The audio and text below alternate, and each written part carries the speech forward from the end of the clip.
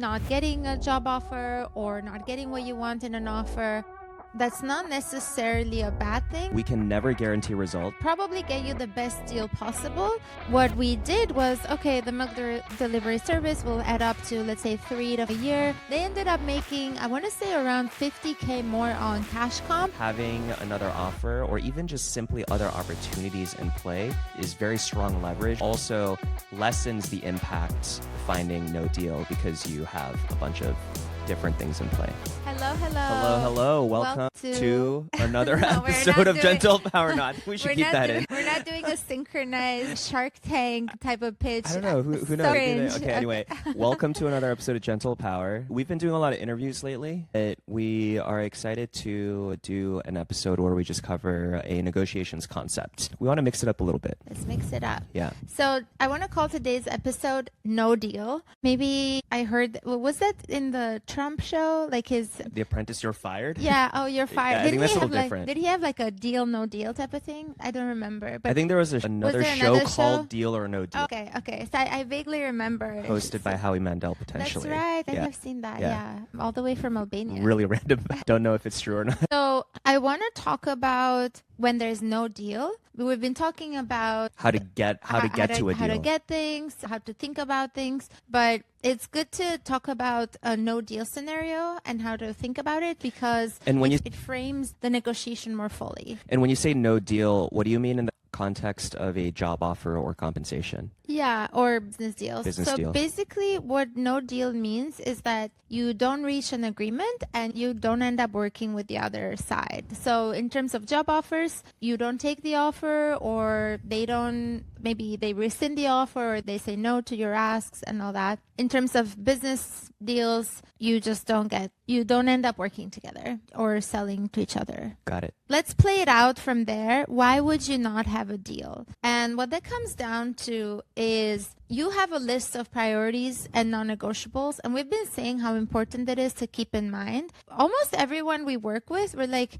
what are your priorities? And then they're not super clear on it. Or they'll say, of course it's comp, but then something else comes up. Oh, but I do care about title. So we pressure tested. We're like, okay, so would you take a lower title? No, I do care about title. And so we find out that they care about things that they didn't know explicitly in their heads that they care about. And this is the first thing that we do whenever we start working with clients. As soon as we start working with clients, we go through a very rigorous priorities exercise. Yes. And like you said, we pressure test. Our clients almost always end up learning new things about what they thought was important to them, right? But that really wasn't, and vice versa. And this is what we use to shape your negotiation strategy, because as simple as you knowing what your walkaway points are or what your top priorities are, that informs what you lead with in a negotiation and how many things you include in your first negotiation move and all that. Going back to my point on when there's no deal, one of the things to think about is that you have a list of priorities and non-negotiables. The company does too. Let's say it's a job offer negotiation. And if those things don't overlap, there's no Venn diagram, there's no intersection of your priorities, then you don't have a deal. Now, part of the reason, a selfish reason why I wanted to talk about this is that sometimes people assume working with a negotiations consultant, I will perform miracles for you. The thing is, I was trying to find a good analogy. If you come to me and you're like, I want to fly, well, I can be very creative to help you fly. I can think of maybe what are some, I don't know, wingsuit scenario and a plane. Like how you just jumped to wingsuit.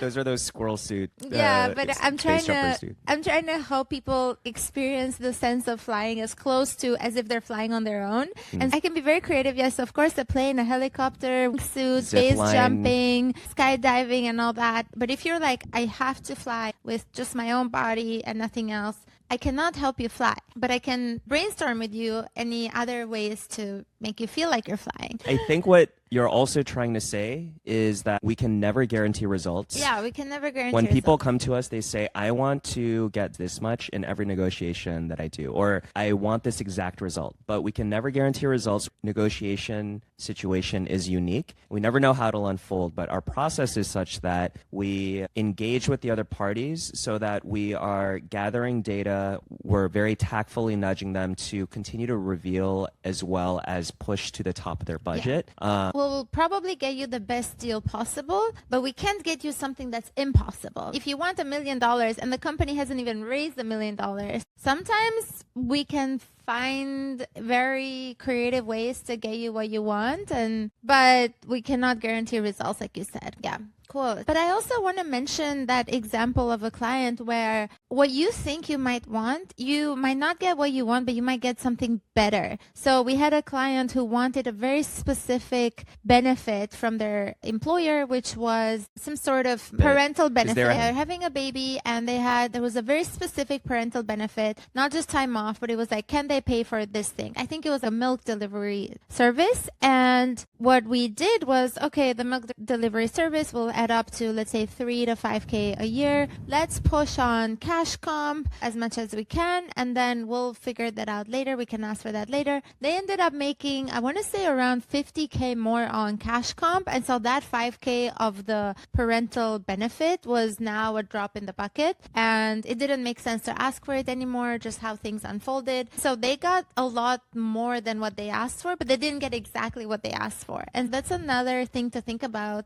in the no deal context. You might think that there was no deal in this sort of area, but you actually got a much better deal. Yeah, and this client, they came in with this specific benefit in mind. It's a pretty uncommon and fringe parental benefit. It's not a standard offering that a lot of companies give, but this client was absolutely need this. I'm having a baby soon, and I'll be traveling a lot as part of my job. So was very focused on this, but we told the client, okay, there may be a more expanded way of thinking about this benefit, and how can we meet that need? At the end of the day, it came down to cash, right? And so we focused on increasing the cash. We've talked about this example before on the podcast, but I think this is a very good illustration of how to think creatively, and instead of finding a no deal situation, we found an alternative that still hit on this client's priorities. Yeah, exactly. Another thing to think about in the context of no deal is that sometimes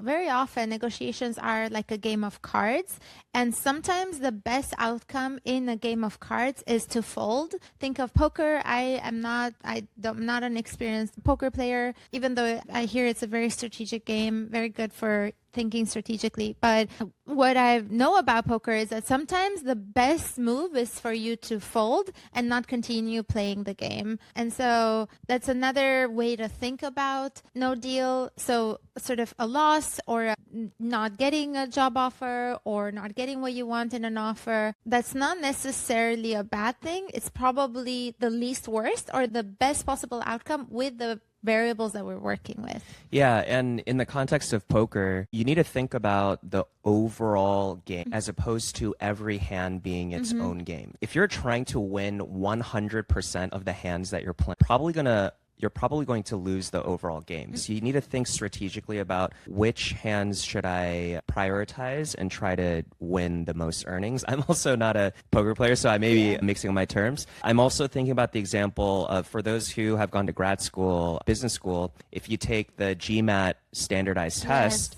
the test is designed such that if you are trying to answer every single question correctly, you're going to end up running out of time and do very poorly on the test. Yeah. So it's not about trying to answer every question correctly, but then approaching the test in a way where you are trying to answer you're trying to answer correctly enough questions so that you do well overall. This is also the same for the job offer context. And, this could apply to business deals as well. But let's say you're applying to a bunch of jobs, and are you going to be spending 100% of your energy on trying to get and maximize the offer for every single or every single company that you're applying to? You may possibly burn out. I guess in the job offer context, the way this applies when you kind of zoom out and you don't narrow yourself into, did I get this offer with this company, or did I get what I wanted with this particular company? You want to zoom out. It could be no deal here, but you could, if you are diversifying and applying to a lot of companies, which we highly, highly recommend. Very quick side note, one of the absolute best leverages you can have in negotiations is having another offer. And to get another offer, you need to apply to a lot of other companies. So zooming out on the no deal context, the more companies you apply to and you're diversified, the more likely you are to get what you want at a macro level as opposed to with just one company. Great. Any other thoughts on no deal? Yeah, I think part of the reason I wanted to talk about it is because sometimes I don't get a deal and I get very frustrated and I started, could I have been more creative? Could I have been more persistent and things like that? But then I need to remind myself that no deal is not a bad thing in and of itself. It's just very often it's the best possible outcome with the hand that you're dealt, as much as it might be frustrating sometimes. And I think a good takeaway about this no deal situation is if you are applying to multiple jobs, then when you no deal with some of those opportunities, that makes it okay at the global or macro level because you're giving yourself a lot more optionality. But if you're only applying to one job at a time, first of all, that's not a very efficient way of doing your job search. It's just going to take a very long time. Second, like you had mentioned, having another offer or even just simply other opportunities in play is very strong leverage when you're applying. So you should be applying to multiple places. But if some of those places fall through, it's very rare to get offers from every single company that you've applied to, right? Some will go through to offers, others you won't move forward. But if you're applying to multiple places, that's fine. And that also lessens the impact of finding no deal because you have a bunch of different things in play. Awesome. I think it's okay if we wrap it up. Welcome to our new setup. Let us know what you think about it, and we'll see you next week. All right.